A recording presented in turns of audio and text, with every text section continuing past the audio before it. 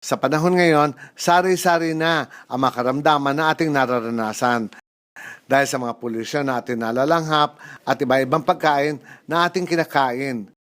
Isa na ang karamdamang constipation.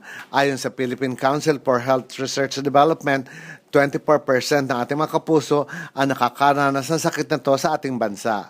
Bata, matanda, babae man o lalaki, hindi pinapalagpas nito. Kapag hindi nga raw naagapan ng ganitong karamdaman, ay nauuwi sa sakit na colon cancer na maaari din ikamatay. Mga kagandahan, kada po Sabado ng umaga, syempre lagi tayong chichikahan at tungkol sa pagpapaganda at pag-aalaga sa sarili.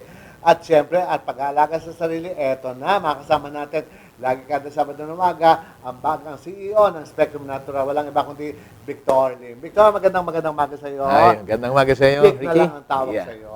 No problem. Dahil Yeah. maraming problema, bibigyan mo ng solusyon sa ating mga kapuso. Yeah, magandang umaga din sa ating mga viewers. Vic, katanungan, ano yung constipation? Well, ang constipation is if you're having a hard time o nagiging mahirap para sa iyo na mag-pass ng dumi o yung bowel, ano? And actually, there are two kinds of constipation. One is chronic and the other one is sluggish Pag bowel sinabi movement. mong chronic, ano ibig sabihin nito? Nangangahulugan na nag-skip ka ng pagbawel, ano? Ibig sabihin, dudumi ka ng Monday, susunod, Wednesday na. Oh my God. Yun, At yun namang sluggish bowel movement, araw-araw ka nga dumudumi, pero nararamdaman mong bitin dahil nararamdaman mong hindi lumalabas lahat. Bakit? Anong dahilan nito? Well, maraming reason kung bakit ang isang tao ay nakakaranas ng gayon sapagkat nandiyan halimbawa yung lack of exercise, lack of fluid intake, yung kulang din ng stress sila, Tapos yung overexposure to antibiotics at marami pang iba. Pag sobra sa antibiotics, masama pala ito. Namamatay kasi yung microflora balance, yung tinatawag nating good bacteria na nagsisilbing parang pinaka-janitor ng ating tiyan. So in effect, ay makakaranas ang isa ng constipation. Maging sa labas ng ating katawan, may mga bad effects din ng pagkakaroon ng constipation.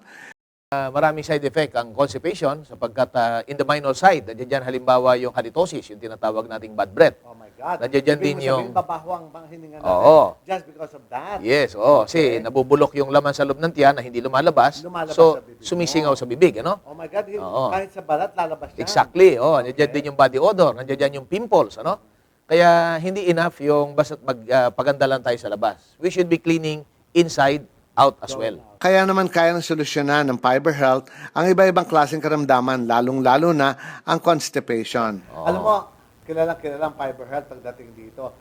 Baka nagagawa ng Fiber Health? Well, maraming nagagawa ito, Una ay nakakatulong ang fiber based on research para ibaba yung cholesterol level. Nakakatulong ito sa mga hypertensive na mga tao. Yung mga mataas ang sugar level ay nakakatulong din sapagkat kapag marami tayong fiber, na ilalabas yung excess sugar sa ating katawan. Okay. Yun. At yamang yung pagkain natin nowadays ay maraming mga chemicals, nakakatulong din yung Fiber Health sapagkat yung soluble fiber nito ay tumutulong para i-bind yung mga toxins, para ilabas yon at sa gayon ay ma-relieve yung mga asthmatic na mga tao, At maraming mga allergies ay nababawasan at ang iba ay nawawala. Ito ay ginawaran ng iba't ibang tropeyo at pagkilala dahil sa kahusayang naidudulot nito. Ang maganda sa Fiber Health Capsule, hindi mo na kailangan ng prescription. At ang Fiber Health ay all the components are all natural. Okay. So since it's all natural, wala siyang side effect, so there's no need for a prescription. Hindi na kailangan. Hindi na kailangan. Nako, yan ang pinaka-importante. At take note, kahit sino pwede mag-take ng Fiber Health Capsule at mas mainam nga daw lalo na sa mga buntis. Sabi nila, ang mga buntis daw ay delikado sa mga medisina, yung mga bata, matatanda. Ito ba pwede sa lahat? Well, yes, because it is food actually, It's a food supplement and at the same time, all of the components are all natural. So para lang silang kumain, and at the same time, makakatulong ito sa mga buntis sapagkat usually, ang mga buntis nga, nahihirapan dumi. Okay. Because they're taking iron supplement, That's right. Yun. At makakatulong dito sa mga bata na constipated, meron lang choking hazard. Kasi medyo malaki yung capsule niya, 750 milligram. So kung yung bata ay nagiging mahirap para sa kanya, lunukin yon, pwedeng tanggalin, ilagay sa kanilang favorite juice, but wag nilang ilalagay sa hot water or coffee. Bakit? Mamamatay yung billions of good bacteria ng Fiber Health. Okay. Yeah, yes. Ibig mo sabihin, kailangan pag ininom to, cold water lang. Yes, oo. O mga kapuso, ano pang inaantay nyo? Kung gusto nyong malinis ang mga dumi sa inyong katawan, sa Fiber Health, malilinis ka talaga. Vic, huling advice mo sa ating mga kapuso out there para hindi na dumanas ng constipation, di ba? Well, para doon sa mga viewers natin, kailangan maunawaan natin yung kahalagahan ng detoxification. Kasi yung mga magulang natin nung araw, dinidetoxify nila ang kanilang mga anak. Nakalimutan yan ng modernong panahon ng mga magulang. So, ang Fiber Health ay nandiyan dyan. Yan ang pinakawalis ang ating tiyan na sa gayon ay makaiwas tayo sa maraming mga uri ng karamdaman.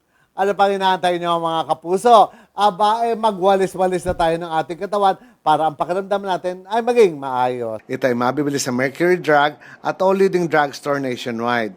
Para sa karagdagang katanungan, mag-text o tumawag kayo sa 0999-730-3000 or 403-4444.